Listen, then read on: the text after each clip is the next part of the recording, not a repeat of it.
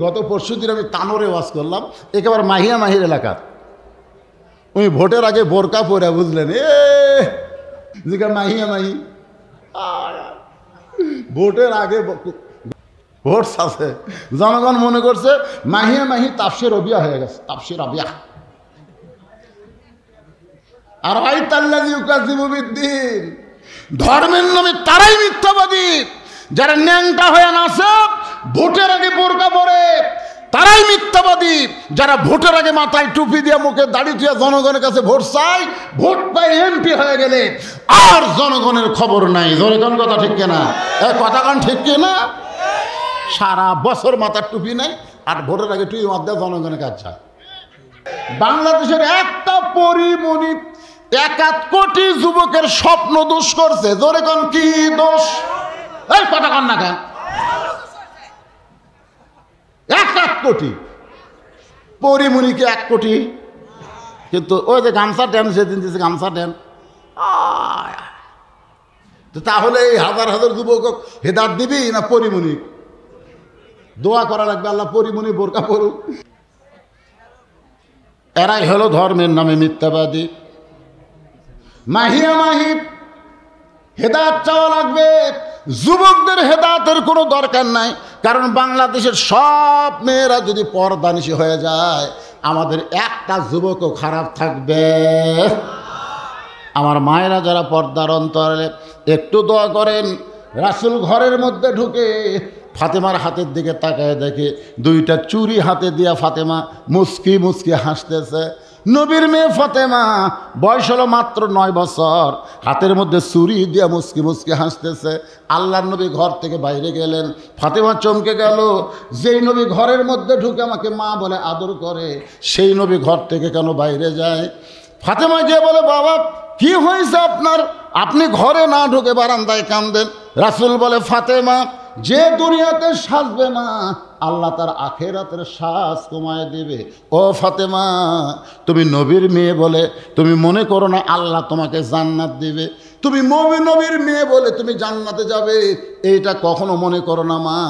জান্নাতে যাইতে গেলে জান্নাতের আমল করে তোমাকে জান্নাতে যেতে হবে। সঙ্গে সঙ্গে নবীর মেয়ে ফাতেমা বাবার পায়ের কাছে বসে কান্না শুরু করে দিলেন।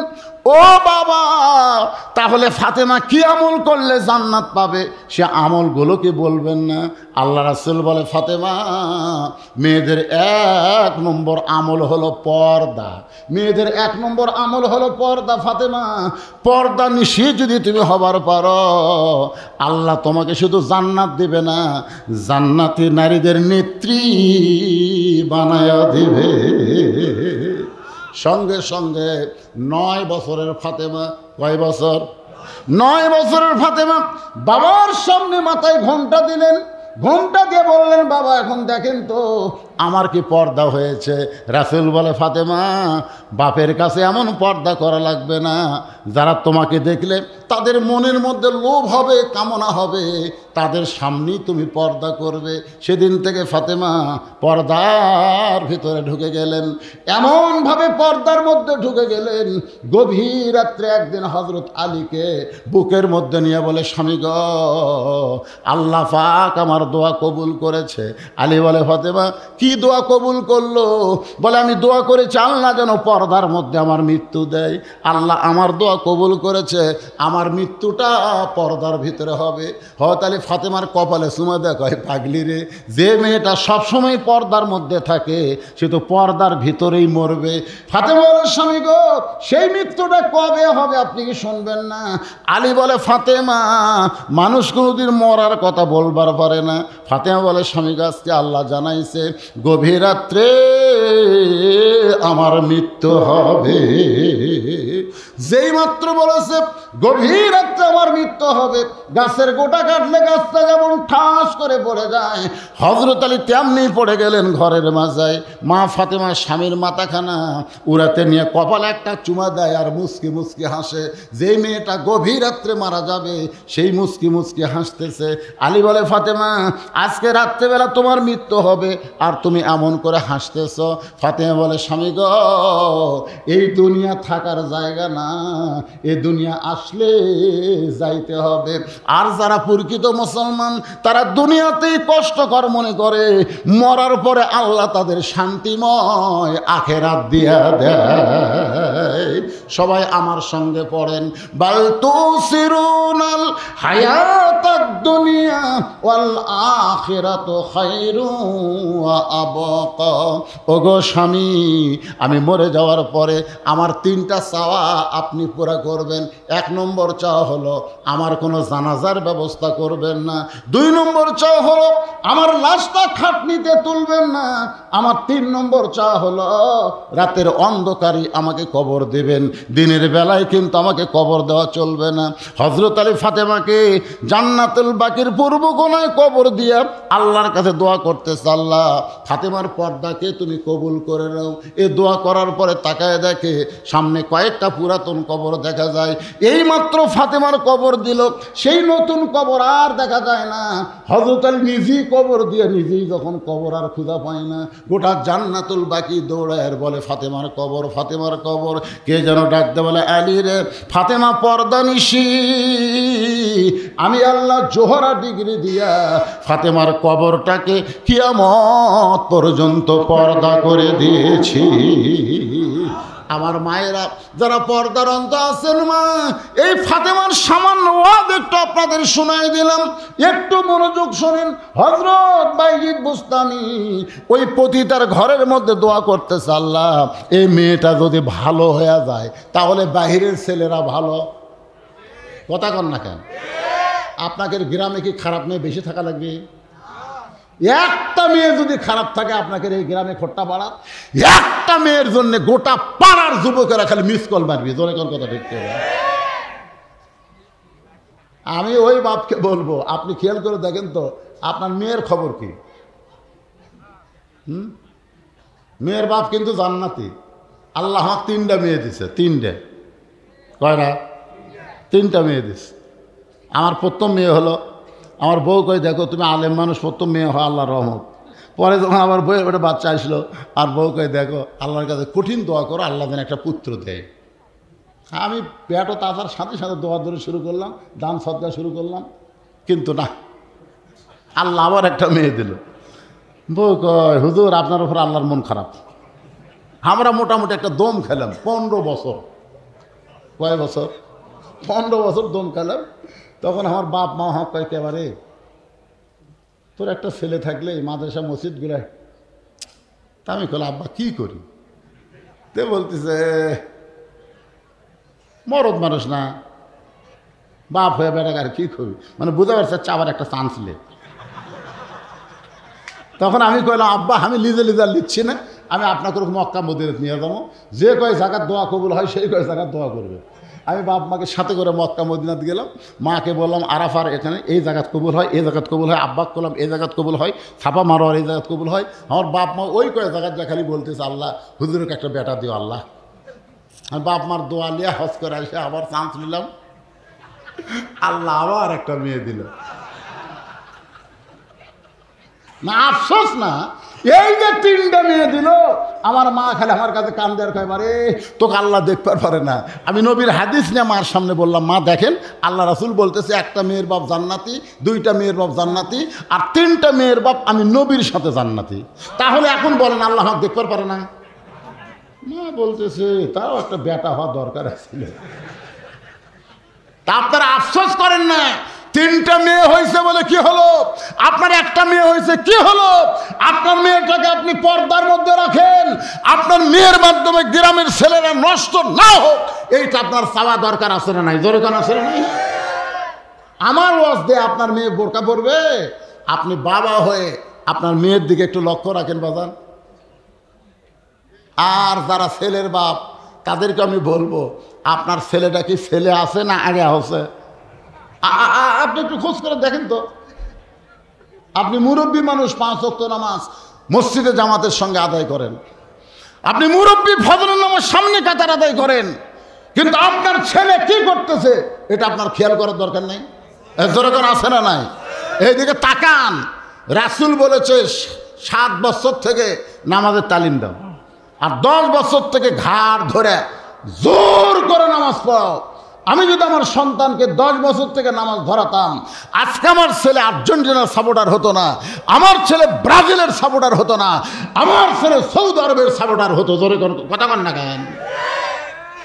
যেদিন সৌদি আরবের কাছে আর্জেন্টিনা হেরল, আমাদের এলাকার এক ছেলে পতাকা পুড়ল, এতে বিশ্বকাপ পতাকা পুড়ে। আমি কি হচ্ছে? আর্জেন্টিনা হেরিছে। কার কাছে? সৌদি আরবের কাছে হেরছে। তুই কান্দিস কে? তুই মুসলমান না? আর্জেন্টিনা খ্রিস্টান, সৌদি আরব হলো মুসলমান। মুসলমানের কাছে খ্রিস্টান হেরলে, মুসলমান যদি কান্দে, ওই কোন অবস্থায় মুসলমান নাই। জোরে কোন কথা কন না কেন? আমি এখানে খেলার সাপোর্টারের কথা বলতেছি না, কিন্তু একজন মুসলমানের বাচ্চা আপনি কি করে মেসির সাইজে চুল কাটেন, কি করে নেইমারের কাটিং দেন? আপনি জানেন মেসি নেইমার এরা ইসরায়েলের পক্ষে, এরা বাইতুল মুকাদ্দাস ধ্বংস করার পক্ষে। আপনি জানেন? আপনার ছেলের দিকে আপনি একটু খেয়াল রাখবেন। বাইজিদ বোস্তামি আল্লাহর কাছে কাঁদতেছে। 4 রাকাত নামাজ শেষ করার পরে দেখে মেয়েটা তখনও সাজতেছে, মেয়েটা তখনও কি করতেছে?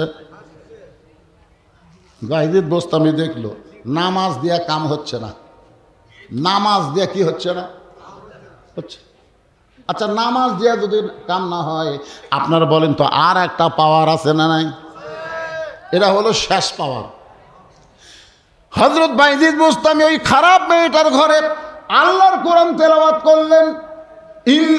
সবাই মনোযোগ দিয়ে শুনবেন।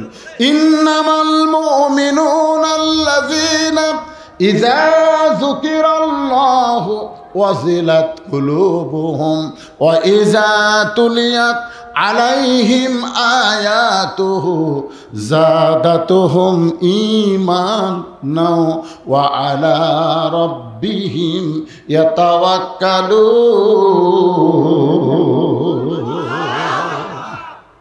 সঙ্গে সঙ্গে মেয়েটা মাথায় ঘোমটা দিছে। জোরে কোন কি দিছে?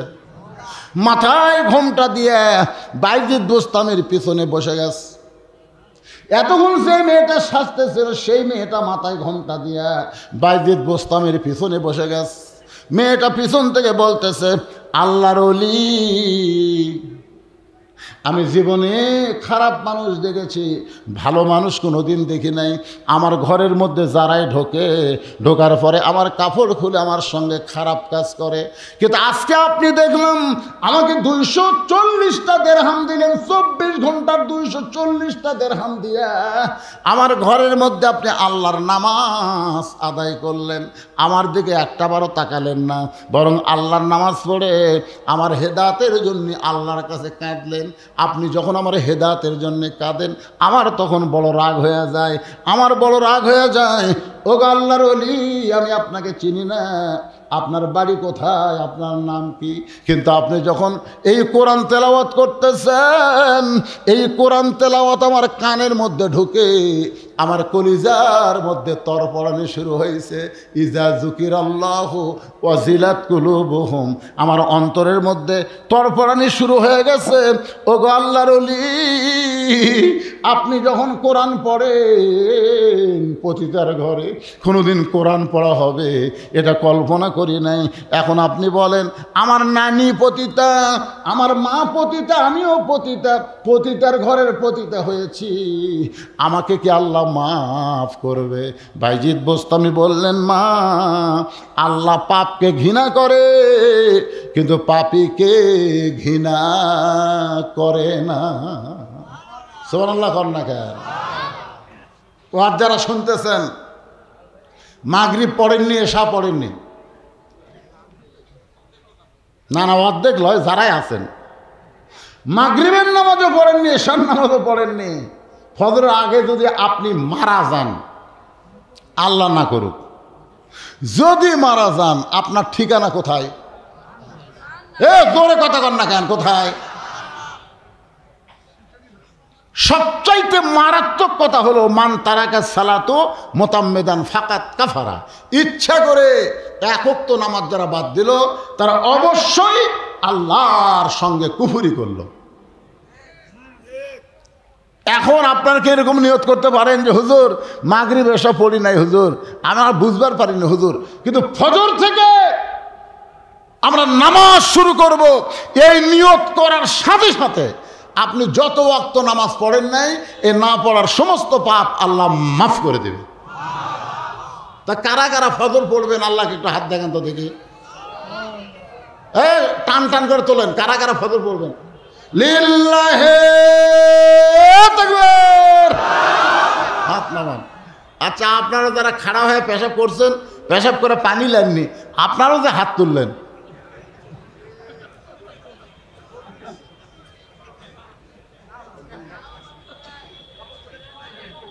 না কষ্ট মনে করতেছেন? কষ্ট মনে করতেছেন?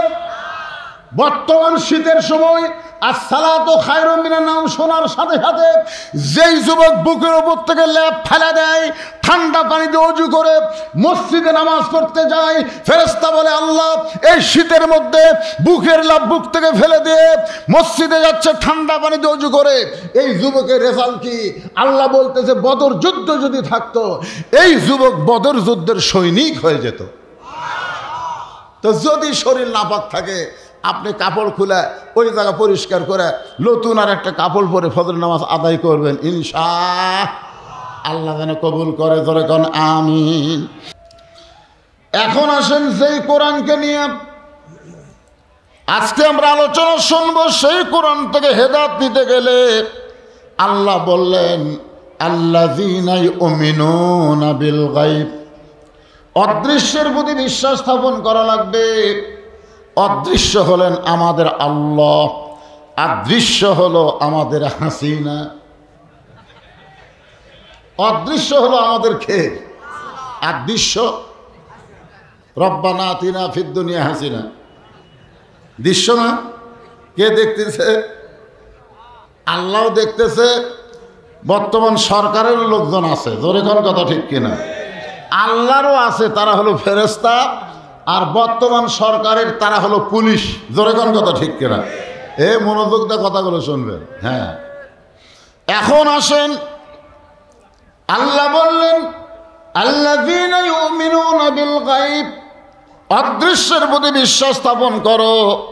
তোমার দুই কাঁধে দুইটা ফেরেশতা আছে, তুমি কোনোদিন ফেরেশতাকে দেখতে পাও নাই, কিন্তু ফেরেশতা সব কিছু লিখতেছে, যেরকম ঠিক কিনা? আপনারা কি ফেরেশতা দেখছেন নাকি? আচ্ছা, আমাদের কান্দর যে ফেরেশতা বসে আছে, এই ফেরেশতার ওজন কত? ওজন নাই? চিন্তা করি করে দুটা ফেরেশতা কান্দত আছে, ওজন লাগে না। এখানে একটা ফতুয়া হলো ফেরেশতারা নূরের তৈরি, আর নূরের তৈরির কোনো ওজন নাই। মাটির তৈরির ওজন আছে, নূরের তৈরির ওজন নাই, আগুনের তৈরির ওজন নাই, কিন্তু মাটির তৈরির জোরেখান কি আছে? আল্লাহ যদি বলতো তোমাদের দুই কাঁধে দুইটা মানুষ থাকবে, তা আমাদের কামই সারা। তোমার দুই কাঁধে দুই মোহরি, লিখিতেছেন ডায়েরি, দলিল দেখে রায় দিবে, টাকা পয়সার নাই কারবার। এই ঈমান যদি আমাদের থাকতো যে আমরা যাই করি ভাই ফেরেশতারা কিন্তু লিখতেছে রে, তাহলে 1,10,000টা সিল মারা যেত, যেরকম যেত 1,00,000, খালি টানতেছে আর মারতেছে, টানতেছে আর মারতেছে। আপনারা কোন তো যখন যারা 10টা সিল মারছে দরজা জানলা বন্ধ করে, ওই সময় ফেরেশতারা মনে ঘুমাচ্ছিল, ঘুমাচ্ছিল। আল্লাহ মনে ঘুম পাচ্ছে নাকি? খুব বিশ্বাস করবেন। এরপর আল্লাহ বলতেছেন ইউমিনুনা বিল গায়বি ওয়া ইউকিমুনাস সালাত, মুমিনদের একটা বৈশিষ্ট্য হলো নামাজ কায়েম করা। নামাজ পড়ার কথা বলা হয় না, নামাজ কায়েম করার কথা বলা হয়েছে। আজকে বাংলাদেশে মানুষ নামাজ পড়ে কিন্তু নামাজ কায়েম করে না। নামাজ যদি কায়েম হতো তাহলে আমাদের চরিত্রটা কেমন হতো? আল্লাহ কোরআনে বলেছেন ইন্নাস সালাতা তানহা আনিল ফাহশাই ওয়াল মুনকার, একমাত্র নামাজই পারে মানুষকে যাবতীয় খারাপি থেকে বাঁচায় দিতে। আপনারা সত্যি করে বলেন তো, যারা এই যে পাকশিক করতেছে কি দেয়া? না না, গরুরে নিচে কি লাগাছে? আগুন জ্বলতেছে না? আচ্ছা, আগুন জ্বলতেছে, সে আগুনে দেখেন কাঁচা গোস্ত সিদ্ধ হয়ে যাচ্ছে, এত গরম হচ্ছে, টকবক টকবক টকবক করতেছে। এরকম আগুন দিয়া তরকারি পাক করতেছে, ভাত পাক করতেছে। তারপরে খুঁজলে দেখেন এদের মধ্যে অনেকে মাগরিবের নামাজও পড়েনি, এশার নামাজও পড়েনি। ধরে কোন কথা ঠিক কিনা? এখন আপনারা বলেন, একদল বেনামাজি যেটা পাক করে সেটা কি তবারক থাকে? সেটা কি হয়? তো যাই হোক, সেটা এখন বলবো না। ওরা বললে ওরা আমার পাক বাদ দেয়া কবি, যা হুজুর যে ওয়াজ করছিস আমার এর মধ্যে নাই। ইন্নাল্লাযীনা ক্বালু রাব্বুনাল্লাহু সুম্মা ইসতাকাম, এই আয়াতের শানে নুজুল আমি আপনাদের বোঝানোর জন্য বলতেছি। রোম সম্রাট কাইসার, সেই সময় দুইটা পরাশক্তি ছিল, একটা হলো রোম আর একটা হলো পারস্য। রোম সম্রাট কাইসারের দরবারে তিনজন মানুষকে উপস্থিত করা হয়েছে। তিনজন মানুষ, তিনজন কি মানুষ? রোম সম্রাট কাইসার সিংহাসন থেকে বলতেছে, এই তিনটা তো আমাদের মতন মনে হয় না, এরা কোন জাত? এরা কোন জাত? এই জাতের পরিচয় কি?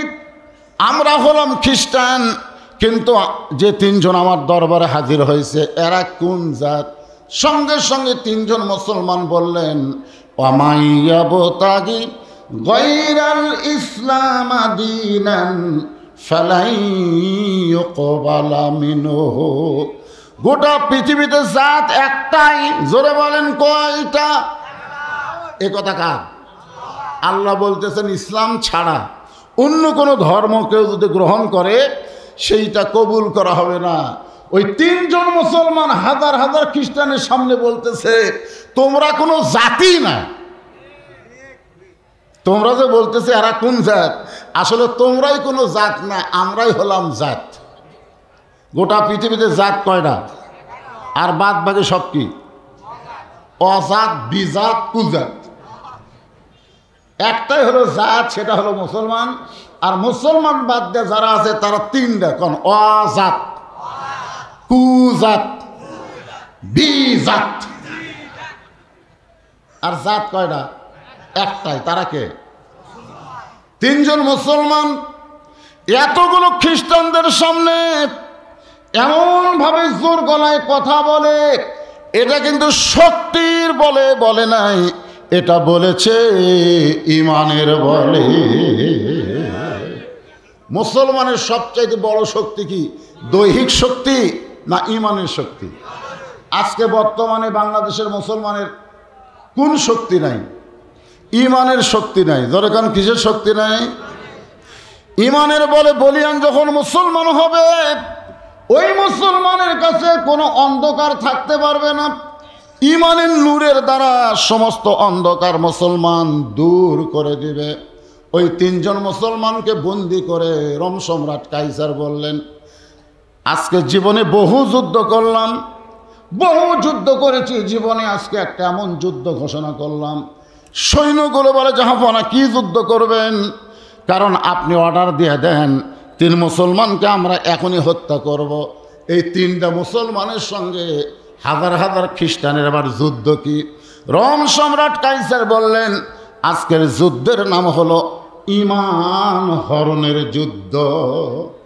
আজকে বাংলাদেশে যেই যুদ্ধ চলতেছে, শিক্ষার নামে আমাদের ছেলে মেয়েদের কাছ থেকে ঈমান হরণের যুদ্ধ চলতেছে। ধরে কোন কথা ঠিক কিনা? শিক্ষা, হায় হায়, দেখেন মারা পিটা না, এমন একটা শিক্ষা দিবে যে শিক্ষার কারণে কিছুদিন আগে আমরা দেখলাম একটা শিক্ষা চালু হবার চাইছিল, এই মানুষ নাকি বান্দর থেকে আসছে, বান্দর থেকে।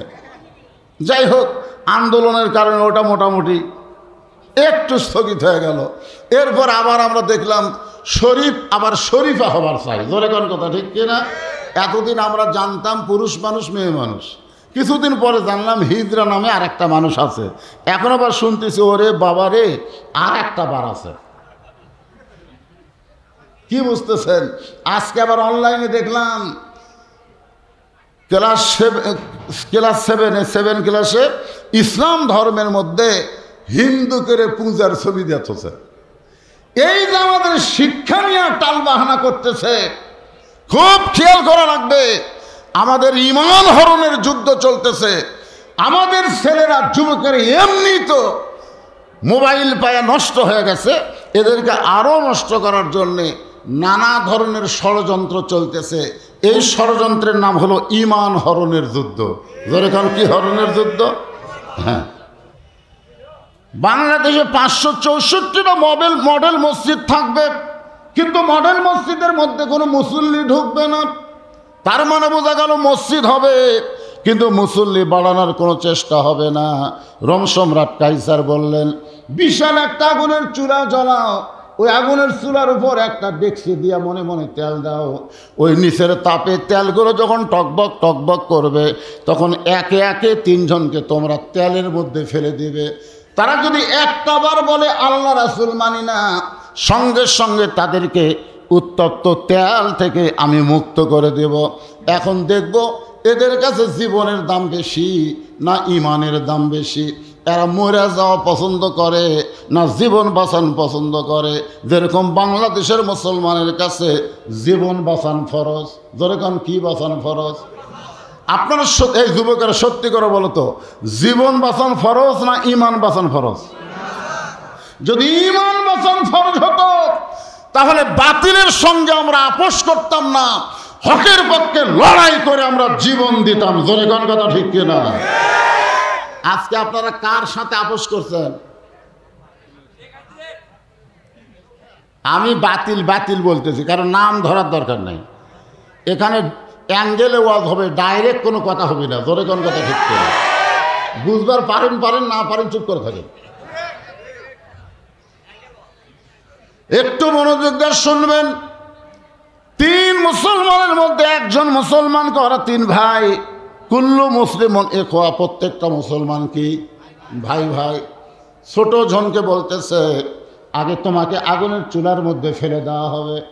তুমি যদি একটাবার বলো আল্লাহ রাসূল মানি না, তাহলে সঙ্গে সঙ্গে তোমাকে মুক্ত করে দেওয়া হবে। এখন বলো তোমার ঈমান বাঁচাবে না তোমার জীবন বাঁচাবে? ছোট ভাই বড় ভাইয়ের কাছে, মেজো ভাইয়ের কাছে বলতেছে, ভাইজান খালি মুখে মুখে বলবো আল্লাহ রাসূল মানি না, মুখে মুখে বলবো আল্লাহ রাসূল মানি না, কলিজার মধ্যে তো আল্লাহ রাসূল আছেই, খালি ওই বাঁচার জন্যে বলবো আল্লাহ রাসূল মানি না। সঙ্গে সঙ্গে বড় ভাই ছোট ভাইকে সর দিয়ে বলতেছে, জীবন বাঁচানোর দায়িত্ব আমাদের না, জীবন বাঁচানোর দায়িত্ব হলো আল্লাহর, আর ঈমান বাঁচানোর দায়িত্ব হলো আমাদের। আপনারা বলেন তো, আমাদের জীবন বাঁচানোর দায়িত্ব কার? আর ঈমান?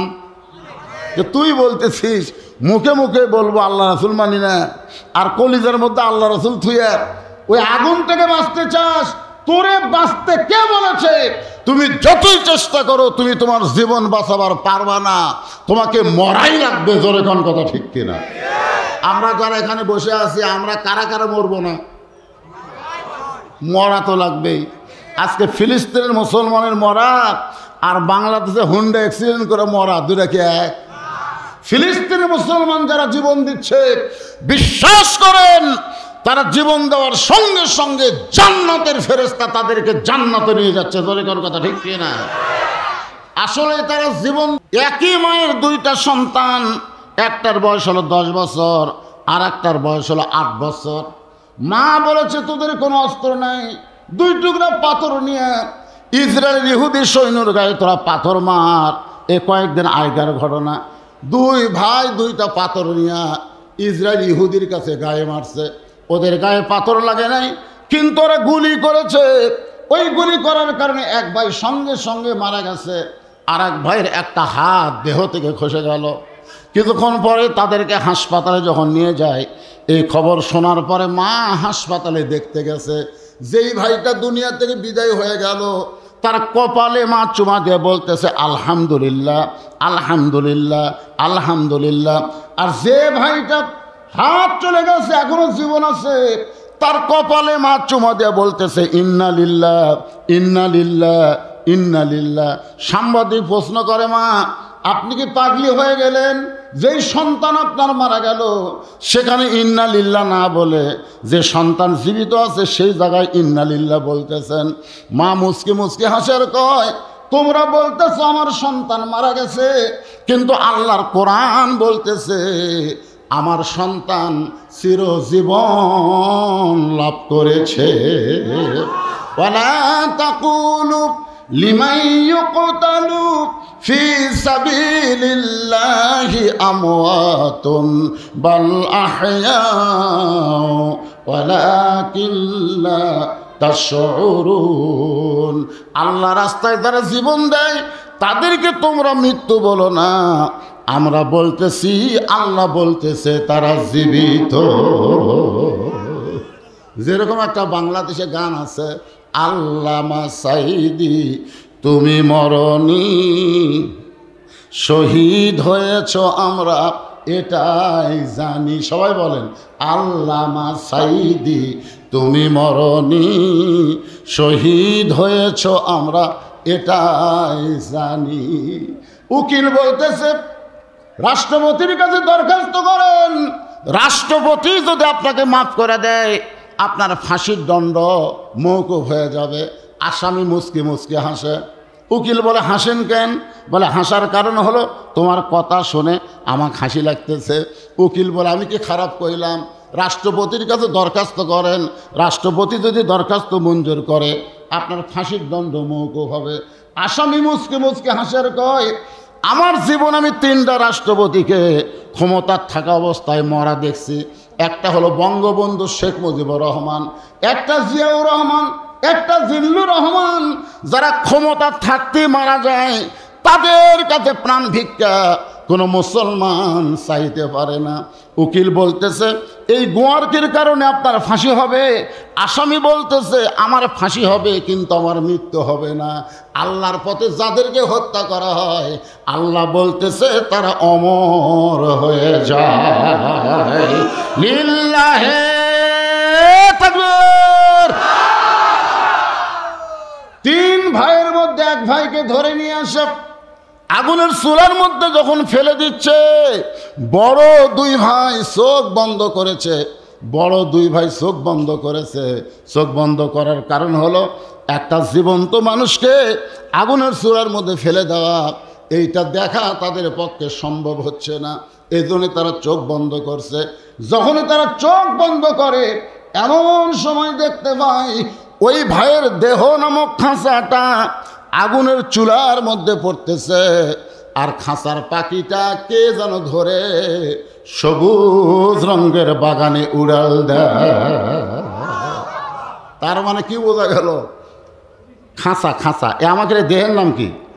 খাঁচা। আর এর মধ্যে যেটা থাকে তার নাম কি? আপনারা বলেন তো, খাঁচার কি দাম আছে? আমরা সেই খাঁচাকে সুন্দর করার জন্য এতই পাগলামি করতেছি ভাই। এই যে ফকির লালন করেছে, লালন যদিও একটা ফকির মানুষ কিন্তু গানটা ভালো। মন তুই রইলি খাঁচার আসে, খাঁচা যে তোর কাঁচা বাসে, কোন দিন খাঁচা পড়বে খসে, কোন দিন খাঁচা পড়বে খসে। ফকির লালন কয় খাঁচার ভিতর অসীন পাখি কেমনে আসে যায়। এটা কে কইছে? আর আব্দুল আলিম কি কইছে? আমার হীরামন পাখি, আমার প্রাণ প্রাণ পাখি, তোরে কোথায় রাখি পাখি রে, সবই মিশে আর ফাঁকি। কোন বনেরই পাখি তুমি আইলা রে কোন বনে, আবার কোন বনেতে যাইতে হবে পড়ছে নাকি মনে পাখি রে, সবই মিশে আর ফাঁকি। আর একজন একটা গান গাইছে, আমার সোনার ময়না পাখি কোন দেশেতে উইরা গেলা রে, দিয়া মোরে ফাঁকি রে আমার সোনার ময়না পাখি। খালি হাসতেছ যুবকেরা, দেহের পছন্দ হবে দেহের মরণ হবে, কিন্তু ভিতরের পাখির কোনো মরণ হবে না, পাখি পরিবর্তন হবে। জোরে কোন কথা ঠিক কিনা? হ্যাঁ, পঞ্চ আত্মা পঞ্চরূহ হিসাবেতে দেখা যায়, একেতে দুইয়েরই জনম, পরমাত্মার মরণ নাই। কে বলে মানুষ মরে, মানুষ মরিলে তবে বিচার হবে কার? এখন এক ভাইয়ের দেহ পড়ছে আগুনের চুলার মধ্যে, আর খাঁচা গেছে ইল্লিন নামক জান্নাতের বাগানে। এখন একজনের মরা দেখে এই দুইজনের ঈমান বাড়িছে না কমিছে? আমাদের বাংলাদেশে এক মুসলমান বাতিলের বিরুদ্ধে লড়াই করে শহীদ হলে আরো মুসলমানের ঈমান বেড়ে যাওয়ার কথা, কিন্তু আমরা রাস্তা বাদ দিয়ে ঘরের মধ্যে শুয়ে থাকি। মুরব্বীদের বলতেছি না, যুবকের আমার সঙ্গে একটু গান গাও। ঈমানের দাবি যদি কুরবানি হয়, সেই দাবি ঘরে বসে থাকা নয়। ঘরে বসে থাকা। ঈমানের দাবি হলো কিছু বিনিময়, সেই বিনিময় যদি কলিজার ঘাম হয়, সেই ঘাম দিতে যেন তৈরি থাকি। ওগো দয়াময় আমার আল্লাহ দয়াময়। ঈমানের দাবি হলো অগ্নিশিখা, বাতিলের বিরুদ্ধে জ্বলতে শিখা। ঈমানের দাবি কি? আর আমাকে ঈমানের দাবিতে আলুর বাগড়ের মধ্যে ঘুম পাড়তেছি। একজন আবার মাটির গর্ত বানাচ্ছে ভাই, কব্বরে লাগাল, ওটি খেয়ার খুঁট দিয়ে কম্বল পাড়ে ল্যাপ লিয়ে আসার কয়, পুলিশ রে যতই চেষ্টা করো ভোটের আগে আমাকে ধরে পারবো না। আল্লাহ কয়ে আজরাইল যাত পুলিশের পোশাক পরার কাছে যাত। তা আজরাইল পুলিশের পোশাক পরার ডাকতেছে, কেন ভাই খবর কি? ওই লাভটাকে হাই হাই হাই, এই জায়গায় তুই কেমনি খবর পেলি? আমি পুলিশ না ভাই, আমি আজরাইল রে। তখন কান দেয়ার কয়, ভাই রে বর্তমান বাংলাদেশে পুলিশ ধরার টেনশনে আজরাইল ধরার কথা আমার মনি রে।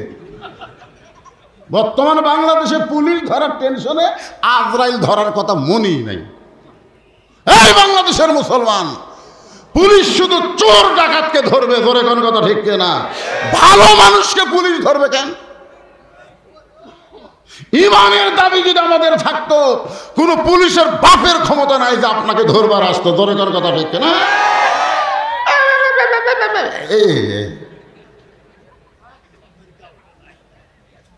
ঈমানের দাবি হলো, সবাই কন, ঈমানের দাবি হলো অগ্নিশিখা, বাতিলের বিরুদ্ধে জ্বলতে শিখা।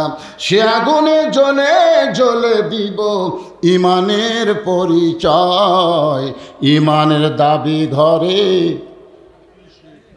শুয়ে থাকেন, ঘরত শুয়ে থাকেন। মা কইছে বেড়া যাস না বাবা, বেড়া জঙ্গল রে, জঙ্গলের বাঘ তোক ধরবি, যাস না। এমন ভয় দেখাছে বুঝলেন, ছেলে আর বাহিরে যায় না, বাহিরে গেলে বাঘ ধরবি। কিন্তু জঙ্গল বাড়তে বাড়তে বাড়তে বাড়তে এদের ঘরে জানলা পর্যন্ত আসছে।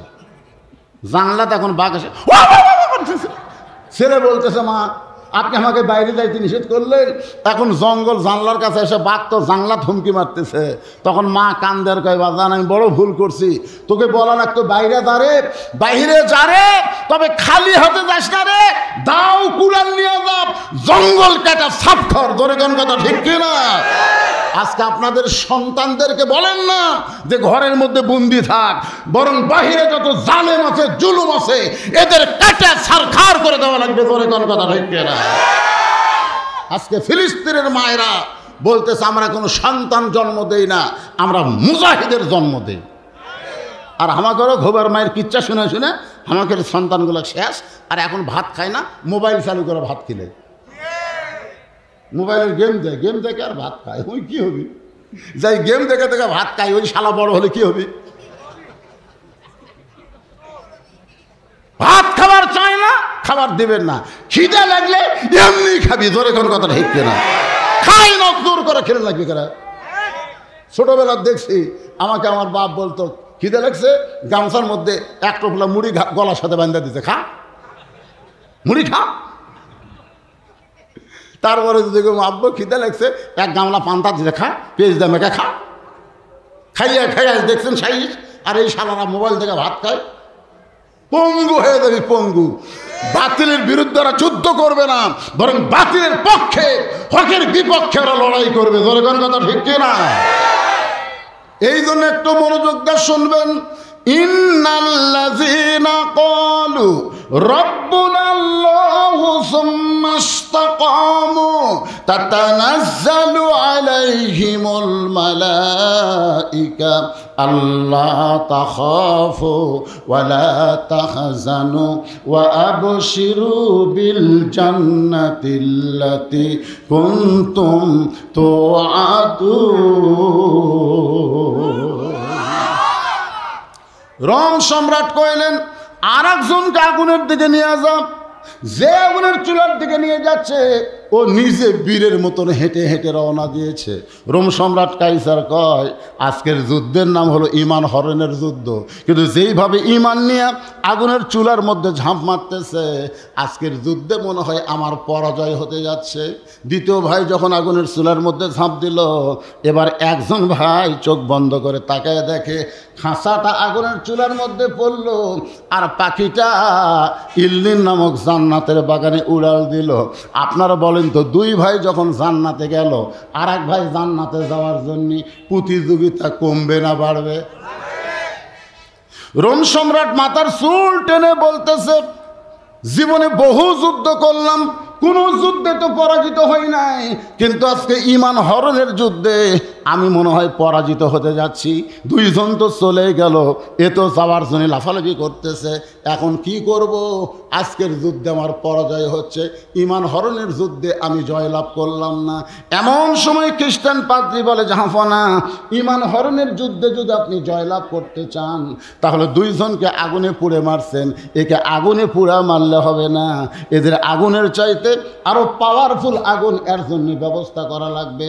রোম সম্রাট কাইসার কয় পাদ্রী রে, তুমি কি পাগল হয়ে গেলে? যে আগুন জ্বলতেছে আর চাইতে পাওয়ারফুল আগুন আবার কোথায় আছে? পাদ্রী বলতেছে আমার বাড়িতে আছে, আমার বাড়িতেই এই আগুনের চাইতে একটা পাওয়ারফুল আগুন আছে। সে আগুনের বয়স হলো 17 বছর। জোরে বলেন কত বছর?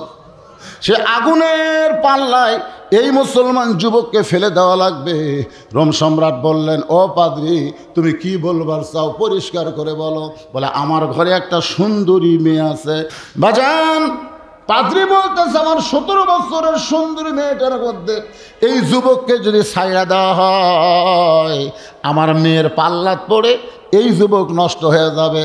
আর চরিত্র যদি নষ্ট হয় তাহলে জীবনের দাম বেশি হবে, ইমানের দাম কমে যাবে। আগুন জ্বলা দেখলে ও মরবার চাবে না, ও বাঁচার চেষ্টা করবে। রোম সম্রাট কাইসার বললেন ঠিক আছে, 40 দিনের জন্য এই যুবককে তোমার কাছে দিয়ে দিলাম। মনে আছে না ভুলে গেছেন? আয়াতে কারিমা তেলাওয়াত করতেছি, ইন্নাল্লাযীনা ক্বালু রাব্বুনাল্লাহু সুম্মা ইসতাকামু তাতানাজ্জালু আলাইহিমুল মালাইকা আল্লা তাখাফু ওয়া লা তাহজানু ওয়া আবশিরু বিল জান্নাহ। কি শেষ করে দেব না? এই মাঝখান থেকে লোকগুলো ওঠা শুরু করলো কেন?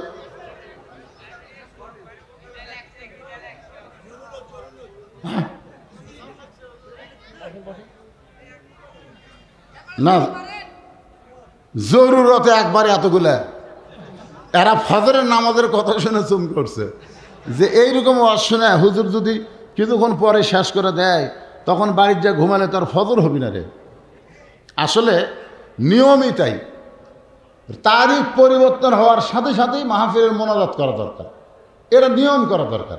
আগেকার যুগে ফজর বলতে ওয়াজ হচ্ছে জোড়া মাদেশায় দেখছি আমি, তারপরে আপনার ওই যে দমন পুকুর, তারপরে যে ফুলতলা, এগুলো মাদ্রাসায় সারা রাত ওয়াজ হচ্ছে, হয়নি? তখন ফুরফুরের হুজুররা আসতো, একই দিনে 6টা মাহফিল করতো, ওটি একটা করতো, ওটি একটা করতো, লাস্টে এসে মোনাজাত করতো। বুড়া তোরা ভাঙ্গাচুরা কয়েকটা লোক সামনে বসে থাকাম দেখছি তো, তার কলে হুজুর কিছু ফাতেমার বয়ান, আয়সার বয়ান, এগুলো বয়ান দিয়ে দিয়ে মোনাজাত করত।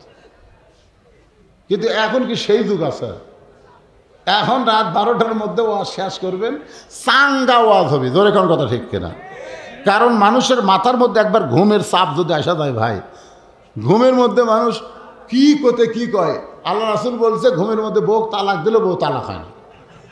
হ্যাঁ, কেউ ঘুমাতে ঘুমাতে কয় তুই 14 তালাক, তালাক হবে। তো তাহলে এখন রাত 12টার পরে রাত 1টা পার হয়ে গেছে, 1টা পার হচ্ছে রে, 1:15 নাকি।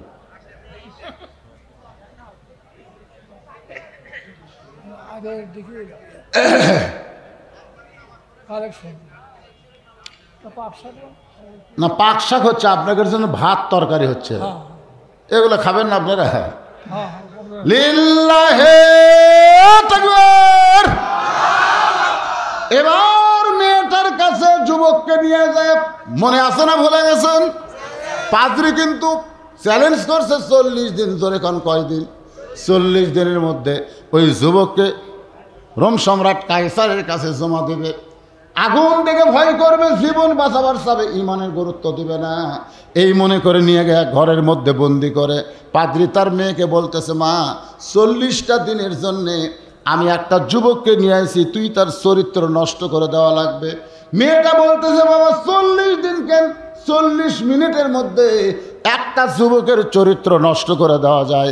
পাদ্রী বললেন, মারে যারা আগুনের চুলার মধ্যে ঝাঁপ দেয় আল্লাহ রাসূল ছাড়ে না, তাদের চরিত্র নষ্ট করা এত সহজ না। ধরে করেন সুবহানাল্লাহ। একটা খ্রিস্টান পাদ্রী পর্যন্ত একটা মুসলমানকে দাম দেয়, সুবহানাল্লাহ করেন না কেন? মুসলমানের দাম আছে না নাই? যে কোরআন থেকে আমি আপনাদের সামনে যে আয়াতের তাফসীর করতেছি, এই আয়াতের মধ্যে আল্লাহ বলতেছেন সুম্মাস্তাকাম, এর প্রতি অটল থাকা লাগবে। ভাইজান, এই কোরআন খালি শুনলে হবে না, এই কোরআনের প্রতি আমাদের অটল থাকা লাগবে। মুরব্বী আমাকে বলতেছে, হুজুর ওয়াজ করেন যতক্ষণ ইচ্ছা করেন, কিন্তু আমাদের মাদ্রাসার জন্যে একটু কালেকশনের কথা বলবেন। ভাইজান, বড় পুরাতন মাদ্রাসা, এই মাদ্রাসা করে গেছে ৭৩তম অধিবেশন। তার মানে কি আপনার দাদা আপনার বাবা অনেকে এই মাদ্রাসা করে তারা আজকে পরপারে চলে গেছে, তারা কবরে কি অবস্থায় আছে আমরা জানি না। সেই বাবার রুহের মাগফিরাতের জন্যে এই মাদ্রাসায় একটা কোরআন শরীফ বাবদ 500 টাকা দিবেন, বাপ মার কবরকে আল্লাহ জান্নাত বানায় দিবে। যাদের পকেটে টাকা আছে আমি তাদের কাছে বলবো, আপনার বাবার জন্য মায়ের জন্য এই মাদ্রাসায় একটা কোরআন শরীফ বাবদ 500 টাকা জান্নাতে। জোরে বলেন কোথায়? এক ভাইকে জান্নাতে যাওয়ার জন্য যখন রেডি, জি একটা বয়স্ক মহিলা বাপ মার জন্য 100 টাকা দান করছে। আল্লাহ দানকে আপনি কবুল করেন।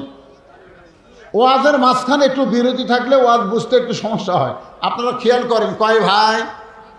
2 ভাই কুটি গেছে, মাশাআল্লাহ। হ্যাঁ, এই কথা শুনবার চাচ্ছি, মারা গেছে এটা কোয়া যাবে না। 2 ভাই জান্নাতে চলে গেছে। এই ভাইকে ঈমান নষ্ট করার জন্য একটা সুন্দরী মেয়ের পাল্লায় আজকে আমাদের বাংলাদেশের যুবকদের ঈমান নষ্ট করার জন্য সুন্দরী মেয়ে। যদি বর্তমান সরকার আইন করে, বর্তমান সরকার যদি আইন করে, আইন আছে না নাই? এই সরকার আইন করছে, অ্যাসিড মারলে মৃত্যুদণ্ড, ধর্ষণ করলে মৃত্যুদণ্ড। আমি সরকারকে বলবো, যতই মৃত্যুদণ্ডর আইন করেন, বাংলাদেশ থেকে অ্যাসিড মারা ধর্ষণ করা বন্ধ হবে না। এমনকি ছোট বাচ্চারাও পর্যন্ত ধর্ষণ হচ্ছে। ধরে কোন ঠিক কিনা? এখন এই ধর্ষণের অ্যাসিড মারা বন্ধ করতে গেলে আল্লাহর কোরআনের আইন চালু করা লাগবে। আল্লাহ কোরআনে বললেন, অকরনা ফি বুয়ুতিকুন্না ওয়ালা তাবাররাজনা তাবাররুজাল জাহিলিয়াতিল উলা। আপনারা বলেন তো, ঘরের মধ্যে যদি শুটকি মাছ থাকে, কি মাছ? শুটকি মাছ থাকলে বিড়ালক দাওয়াত দেওয়া লাগে। ওই ঘরে শুটকি আছে, বিড়াল তোমার দাওয়াত দেওয়া লাগবে না, কারণ শুটকির সাথে বিড়ালের নাকের একটা সম্পর্ক আছে। বিড়াল নাক টানতে টানতে ঘরের কাছে যায়, দেখে দরজা খোলা। আপনারা বলেন তো, যেই ঘরে শুটকি আছে ওই ঘরের দরজা যদি খোলা থাকে, বিড়াল খুশি হয় না রাগ করে? খুশি হয়ে ঘরের মধ্যে ঢুকে দেখে খাটের তলে পাতিলের শুটকি, তার উপর আবার ঢাকনা নাই, পাতিলের উপর আবার কি নাই। বিড়াল বিসমিল্লাহ ছাড়ায় সমানে শুটকি খায়। আপনারা বলেন তো, বিড়াল কিন্তু জানে শুটকি চুরি করে খাওয়া, এই সময় বিসমিল্লাহ বলা জায়েজ আছে? বাংলাদেশের সংবিধান থেকে যারা বিসমিল্লাহ তুলবার চায়, একদল ভাড়া ছিল না যে সংবিধান থেকে বিসমিল্লাহ তুলে দেওয়া হোক, এরা কিন্তু চোরের দল। তোরে কোন কিসের দল? কারণ চোরের দল বিসমিল্লাহ তুলে দেবার চায়। আর আমাদের বাংলাদেশের একজন ক্রিকেটার এইবার এমপি হচ্ছে, ও আবার ঠিক মতো বিসমিল্লাহ কবার পারে না। কি কইছিল কোন তো? বিসমিল্লাহ রহমান রহিম। আচ্ছা, বিসমিল্লাহ রহমান রহিম না, বিসমিল্লাহ হির, ও রহমানে বাদ দিছে। ও বিসমিল্লাহ রাহিম কছে, বিসমিল্লাহ রাহিম, বিসমিল্লাহির রাহিম। চিন্তা করে দেখেন, এই মানুষ আমার এমপি হচ্ছে। কোরআনের শাসন যদি চালু থাকতো, প্রত্যেকটা মডেল মসজিদের ইমাম হওয়া লাগতো এমপি সাহেব। জোরে কান কি সাহেব? তাহলে সাকিব সাহেব, ফেরদৌস সাহেব, এই সাহেবগুলো যদি ইমামতি করবার যায়, ঠিক মতো বিসমিল্লাহ কবার পারে না। হায়রে বাংলাদেশ, বলার কোনো কথা নাই। দেশে আইলো কলিকাল, ভেড়া চাটে বাঘের গাল। আসল কথা বললে তোমায় জেলে দিবে রে, আসল কথা বললে তোমায় মারবে। এবার মমতাজ যখন ফেল করছে বলছেন, আমি সাথে সাথে 4 রাকাত নামাজ পড়ছি। মমতাজ যা আমাক জল আছে ভাই।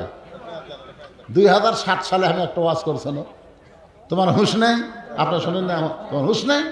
ওই হুঁশ নেই মধ্যে মমতাজ যখন পাগলি করছেন, পাগলি, এই পাগলি করার জন্যে আমার নামে মানহানির একটা কেস করছিল। সেই মমতাজ এবার ফেল করছেন। আমি যেই কথা আপনাদের সামনে বলতেছি, সুম্মাস্তাকামু তাতানাজ্জালু আলাইহিমুল মালাইকা আল্লা তাখাফু ওয়ালা তাহজানু ওয়া আবশিরু বিল জান্নাতিল্লাতী কুনতুম তুআদুন। আল্লাহু আকবার। পাদ্রীর মেয়ে এবার ছেলেটার ঘরের মধ্যে ঢুকছে। ঢোকার পরে দেখে ছেলেটা মাথা নিচু করে আছে। একজন মুমিন পুরুষ সম্পর্কে সূরা নূরের মধ্যে, কোরআন শরীফে একটা সূরা আছে, নাম হলো কি? সূরা নূর। 9 নম্বর রুকু পড়ে দেখেন, আল্লাহ কোরআনে বলতেছেন, কুল্লিল মুমিনিনা ইয়াগুদ্দু মিন আবসারিহিম। প্রকৃত মুমিন যারা হবে তাদের নজর থাকবে নিচের দিকে। জোরে বলেন, তাদের নজর কোন দিকে? একটা পাদ্রীর মেয়ে সাইদা গুইজা ঘরের মধ্যে ঢুকেছে, কিন্তু মুসলমান যুবক নজর রাখছে নিচের দিকে। মেয়েটা সামনে ঘোরাঘুরি করে, একটা বারও তাকায় না। আপনারা বলেন তো, বেপর্দা নারী যদি রাস্তা দিয়ে ঘরে, আর যুবকরা যদি তার দিকে না তাকায়, সে মেয়েটা খুশি হয় না কষ্ট পায়? কষ্ট পায় না? এত সাজা গুজে রাস্তাত গেলাম বারে, একটা যুবক আমার দিকে তাকালো না, তার মানে উনি আর সাজবেই না। যা কি লাভ রে, কেউ তাকায় না। আর কেউ যখন তাকায় তখন মেয়েরা আরেক মেয়ের সাথে গল্প করে। কোনো ছেলেরা যদি তাকায়, মেয়েরা কিন্তু আরেক মেয়ের সাথে গল্প করে। আমি উত্তর পাড়াত গেছিলাম, কতগুলা ছেলে খালি আমার দিকে কুত্তার মতন তাকা থাকে। যেরকম কিসের মতন? যারা তাকায় তাদেরকে কুত্তা কয়। যেরকম কি কয়? কথা বল না কেন, কি কয়? তাহলে আপনারা বেপর্দা নারীর দিকে যদি না তাকান, তাহলে কিন্তু মেয়েরা বেপর্দা হবে না। কারণ বেপর্দা হলে কেউ যে দেখে না। পাদ্রীর মেয়ে মুখের সামনে ঘরে, কিন্তু মুসলমান যুবক এদিকে তাকায় না। পাদ্রীর মেয়ে দেখলে ভাবে হবে না। পরদিন একটা গান মুখের মধ্যে নিয়ে চলে আসছে। গান, বন্ধু যখন বলইয়া আমার বাড়ির সামনে দিয়া অঙ্গ করা হাঁটা যায়, বুকটায় আমার ফাটা যায়। এরকম গান আছে না? না, এই ধরনের আছে না? আপনার বলেন তো, এটা শালীন না অশালীন গান? করে গান কি গান? এই গান যাই গাইছে, ওই আবার সংসদে সিয়াসাত্তার কথা বলে, আলেমদের বিরুদ্ধে কথা বলে।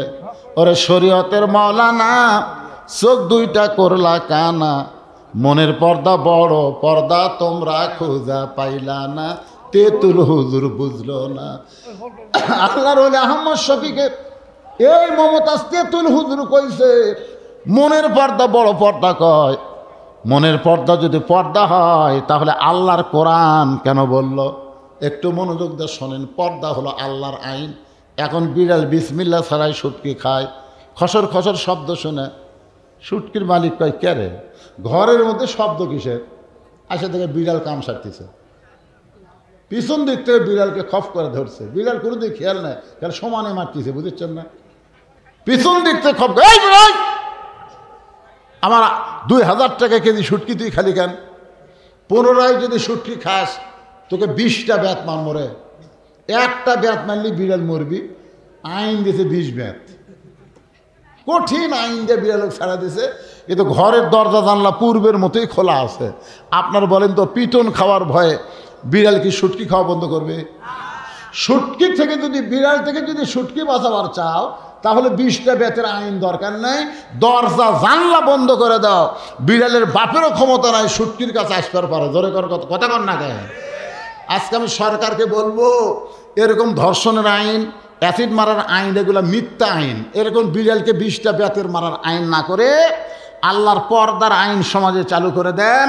প্রত্যেকটা যুবক ফেরেশতার চাইতেও ভালো হবে। জোরে কর কথা ঠিক কিনা? ফেরেশতার চাইতেও আমাদের যুবকগুলো ভালো হবে। আমাদের যুবকগুলো যদি কোনো মেয়ে বেপর্দা মেয়ে না পায়, বেপর্দা নারী রাস্তাত না থাকে, দেখবেন 5 ওয়াক্ত নামাজে যুবকদেরকে বেশি পাওয়া যাবে। আমি যুবকদের বলবো বাবা, হাসরের ময়দানে আল্লাহ কিন্তু বলবেন তোমার শৈশবকালের হিসাব দেওয়া লাগবে না, বুড়াকালের হিসাব দেওয়া লাগবে না, খালি যৌবনকালের হিসাব দিয়ে জান্নাতে যাও। তাহলে যারা যুবক আছো আজ ফজর থেকে নামাজ ধরার দরকার আছে না নাই? জোরে কর আছে না নাই? একটু মনোযোগ দেন। পরের দিন মেয়েটা গান গাওয়া শুরু করছে। ওই যুবকের সামনে পাদ্রীর মেয়ে যখন গান গায়, আপনারা বলেন তো পৃথিবীর শ্রেষ্ঠ গান, সে গানের নাম হলো আল্লাহর কোরআন। এটাও কিন্তু গান। কার গান? আরো জোরে গান, আল্লাহর গান। দুনিয়াতে যত গান আইছে, এই যে কাঁচা বাদামের গান শুনলাম, ছোট্ট ছোট্ট মানুষ যারা কথা কবার পারে না তারাও কাঁচা বাদাম কইল। জোরে কোন ঠিক কিনা? কাঁচা বাদামের পরে আর একটা গান আইলো, সেই গানটা কিছুদিন চলার পরে আর একটা গান। আমরা মৌলানা মানুষ, আমরা শুনি মাঝে মধ্যে মানুষের মুখে, কিন্তু 1 মাস পর সেই গান আর কেউ গায় না। কিন্তু জন্মের 10 বছর বয়স থেকে এখন 90 বছর বয়স হলো, 80 বছর পর্যন্ত প্রত্যেক রাকাতে সূরা ফাতিহা বারবার তেলাওয়াত করলো। সেই 10 বছর থেকে 90 বছর, 80 বছর পর্যন্ত সূরা ফাতিহার গান গাইল। এখন পর্যন্ত কোনোদিন কেউ বিরক্ত হলো না। আপনারা কোন তো বিরক্ত লাগে? সূরা ফাতিহা যে বারবার পান, কোনো সময় কে কই একই ফাতিহা বারবার কে কয় রে? কোনোদিন বিরক্ত লাগছে? তার মানে বোঝা গেল শ্রেষ্ঠ গান হলো আল্লাহর কোরআন। যুবক যখন আল্লাহর কোরআন তেলাওয়াত করে, মেয়েটার মুখের গান বন্ধ হয়।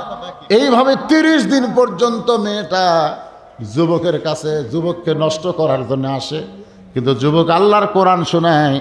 কোরআন শুনতে শুনতে ওই মেয়েটা এক সময় যুবককে বলে, যুবক রে, আমার বাবা রোম সম্রাট কাইসারের কাছে ওয়াদা করেছে 40 দিনের মধ্যে তোমাকে নষ্ট করা লাগবে, তারপরে তোমাকে আগুনের চুলার মধ্যে ফেলে দেবার চাবে। তুমি বাঁচার জন্য আল্লাহ রাসূলকে ছাড়বে, রোম সম্রাট কাইসার যুদ্ধে বিজয় হবে, কিন্তু আমি তোমাকে নষ্ট করতে তো পারলামই না। এখন 40 দিন পরে আমার বাবাকেও মারবে, তোমাকেও মারবে, আমাকেও মারবে। যুবক রে, আমি যদি মরে যাই, তোমার ধর্মকে গ্রহণ করে আমি দুনিয়া থেকে বিদায় নেব। তুমি আমারে পড়ায় দাও লা ইলাহা ইল্লাল্লাহু মুহাম্মাদুর রাসূলুল্লাহ। ওই মেয়েটা মুসলমান হয়ে বলে, যুবক আর মাত্র কয়েকদিন, চলো আমরা এখান থেকে বের হয়ে যাই। আমার বাবা পাদ্রী, আমাদের বাড়িতে একটা ভালো ঘোড়া আছে, ওই ঘোড়ার পিঠে চড়ে আমরা পালায়া যাই। যুবক বলে, মেরে মুসলমান কোনোদিন পালানোর জাত না, মুসলমান কোনোদিন পালানোর জাত না। আমার দুইটা ভাই আমার চোখের সামনে জান্নাতে গেছে, আমিও তাদের সঙ্গে জান্নাতে যাবার চাই। মেয়েটা বলে, যুবক রে, এইটা পালানো না, এইটার নাম হলো হিজরত করা। তোমার দুইটা ভাই এইভাবে দুনিয়া থেকে বিদায় হয়ে গেছে, এই খবর যদি দুনিয়াবাসীর কাছে জানাবার চাও তাহলে আমাদের হিজরত করা ছাড়া উপায় নাই। এখন মেয়েটাকে সঙ্গে করে নিয়ে ওই মুসলমান যুবক ঘোড়ার পিঠে চড়ে গভীর রাত্রে যখন রোম থেকে পালাবার চায়, রোম শহর শেষ করে যখন চলে যাচ্ছে, এমন সময় মা আহাদান ইয়াদখুলুল জান্নাতা ইউহিব্বু ইয়ারজি ইলা দুনিয়া ওয়ালাহু মা আলাল আরদি মিন শাইইন ইল্লা শাহীদুন ইয়াতামান্না ইয়ারজি ইলা দুনিয়া ফায়ুক্তাল আশারা মাররাতান লিমা ইয়ারা মিনাল কারামাতি। রাওয়াহুল বুখারী কিতাবুল মাগাজি। জোরে কোন সুবহানাল্লাহ। বুখারী শরীফের কিতাবুল মাগাজি অধ্যায়ে এই হাদিস খানা রয়েছে। দুইটা যুবক দুইটা ঘোড়া নিয়ে খটখট খটখট শব্দে আসতেছে, আর মেয়েটা বলতেছে আরো জোরে ঘোড়া চলাও, এই দেখো রোম সম্রাটের সৈন্য আমাদেরকে গ্রেফতার করতে আসতেছে। যুবক বলে, মেয়েরে এত ভয় করো না, এত ভয় করো না, যদি আমাদেরকে গ্রেফতার করে নিয়ে যায় আমাদেরকে হত্যা করবে, আর হত্যা করার সঙ্গে সঙ্গে আমাদের দেহ দুনিয়াতে থাকবে, আমাদের পাখিকে আল্লাহ জান্নাত দিয়া দিবে। একমাত্র ভয় কার? আরো জোরে বলেন, আল্লাহর ভয়। আত্তাকুল্লাহ হাক্কা তুকাতিহি ওয়ালা তামুতুন্না ইল্লা ওয়া আনতুম মুসলিমুন। এমন সময় একজন ডাকতেছে, আব্দুল্লাহ রে, এ আব্দুল্লাহ। তখন যুবক বলে, রে মেয়ে, এই যে আব্দুল্লাহ বলে ডাকলো, আমার নাম তো আব্দুল্লাহ, আমার নাম ধরে কে ডাকলো? পিছন দিকে তাকায় দেখে ওই দুই ভাই, তার সামনে যাদেরকে হত্যা করা হলো তারাই দুই ভাই, সাদা দুইটা ঘোড়ার পিছনে ধরে গেলেন। সুবহানাল্লাহ। আব্দুল্লাহ ঘোড়া ব্রেক করলো, ওই দুই ভাই বলতেছে, আমরা জান্নাত থেকে আইছি তোমাদেরকে হালাল করার জন্যে, তোমাদের দুইজনকে বিবাহ দেওয়ার জন্য আমরা জান্নাত থেকে আইছি। জান্নাত থেকে দুইজন যুবক এসে ওই ছেলে মেয়েটার বিবাহ পড়ায় দিল। আজকের ঘটনার মাধ্যমে আমি আপনাদেরকে যেটা বুঝাইতে চাই, আল্লাহকে রব বলে স্বীকার করে এর প্রতি যারা ইস্তেকাম থাকবে, দুনিয়াতে সাময়িক তাদের কষ্ট হতে পারে, কিন্তু মরার সঙ্গে সঙ্গে আল্লাহ তাদেরকে জান্নাত দিয়া দিবে। ইন্নাল্লাযীনা ক্বালু রাব্বুনাল্লাহু সুম্মা ইসতাকামু তাতানাজ্জালু আলাইহিমুল মালাইকা আল্লা তাখাফু ওয়া লা তাহজানু ওয়া আবশিরু বিল জান্নাতিল্লাতী কুনতুম তুআদুন। আল্লাহ আজকের এই আলোচনা বক্তা শ্রোতা সকলকে আমল করার তৌফিক দান করুন। সকলে বলে আল্লাহুম্মা আমিন। আমি সংক্ষিপ্ত একটা মোনাজাত করব, সবাই হাত তুলে আল্লাহুম্মা আমিন। সবার জন্য আল্লাহ, কঠিন শীতের ভিতরে তোমার পাগল বান্দা বান্দিরা আরামের বাড়ি আরামের ঘরকে বাদ দিয়া এই যে খেরের উপরে বসে ঘন্টার পর ঘন্টা আলোচনা শুনলো, আল্লাহ মেহেরবানি করে আজকের মাহফিল আমাদের সকলের হেদায়েতের জন্যে, নাজাতের জন্যে, জান্নাতের জন্যে কবুল করে নাও। আল্লাহ খোট্টাফড়া মাদ্রাসাকে কিয়ামত পর্যন্ত কবুল করে নাও। আল্লাহ, আয় আল্লাহ, ৭৩তম অধিবেশন চলতেছে। এ মাদ্রাসার জায়গা জমি দিয়া টাকা পয়সা দিয়া শুরুতে যারা মাদ্রাসা করে দিছে, আজকে অনেকেই তারা দুনিয়া থেকে কবরের বাসী হয়ে গেছে। আল্লাহ গো, তাদের জন্য দোয়া করি, তাদের কবরকে জান্নাতের টুকরা বানিয়ে দাও। আল্লাহ, মাদ্রাসা যারা টাকা পয়সা দিয়ে করে দিল, আজকেও যারা দান করলো, আল্লাহ সকলের দানগুলোকে কবুল করে নাও। আল্লাহ, আমরা যারা হাত তুলেছি, আমাদের জনম দুঃখিনী মা যাদের কবরে চলে গেছে, আল্লাহ মেহেরবানি করে মায়ের কবরকে জান্নাতের টুকরা বানাও। মা যে কি জিনিস, যাদের মা নাই তারাই বুঝতেছে রে মা হারা সন্তান দুনিয়াতে সবই পাবে, কিন্তু মা চলে গেলে আর মা পাবে না। ডিসেম্বরের 25 তারিখে আমার মা দুনিয়া থেকে যখন চলে গেল, আমি যেদিকে তাকাই সবাই আছে, কিন্তু আমার দরদের মা আর দুনিয়াতে নেই। এই মা যাদের কবরে গেছে, আল্লাহ তাহাজ্জুদের সময় দোয়া করি, মায়ের কবরকে তুমি জান্নাত বানায়া দাও। বাবার বাড়িঘর সবই আছে,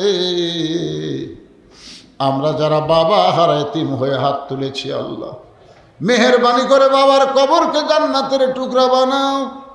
আল্লাহ আমার পাশে বসে বলতে যে হুজুর আমার জন্য দোয়া করবেন, বাপ মার জন্য দোয়া করবেন, আল্লাহ তার জন্য প্রাণ খুলে দোয়া করি।